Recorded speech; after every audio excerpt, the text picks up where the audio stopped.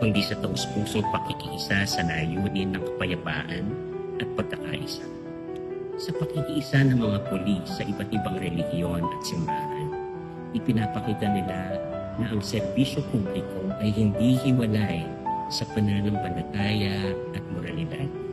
Ipinapahayag nila na ang kapulisan ay kasama sa sambayanan, hindi lamang tagapagtanggol ng batas, kundi tagapagtaguyod din ng pagkakaunawaan at respeto sa pananampalataya ng bawat isa.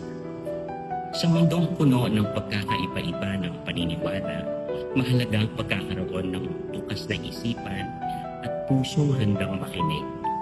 Sa pamamagitan ng pakikilahok ng mga pulis sa mga gawaing relihiyon, na ipapakita ang tunay na diwa ng pakikipagkapwa na ang kapayapaan ay nagsisimula sa pagkilala sa dignidad ng bawat isa, anuman ang relihiyon.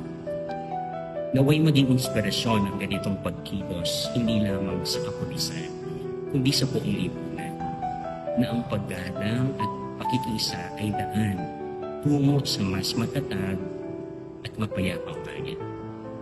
Tayo pong manalangin. Amang makapangyarihan, kami po'y nagpapasalamat sa biyaya ng pagkakaisa at kapayapaan.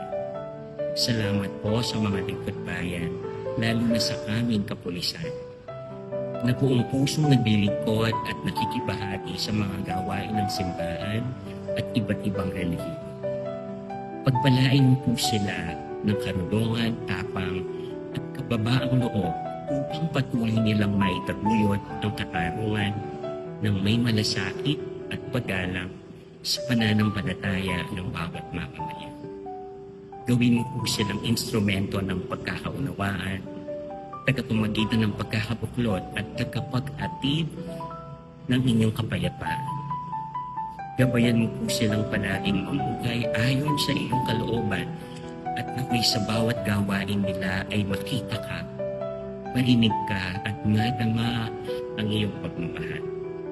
Panatilihin niyo po silang ligtas, sila na laging tinitiyak na sa bagong Pilipinas, lahat po kami ay ligtas. Ito po ang aming panalangin.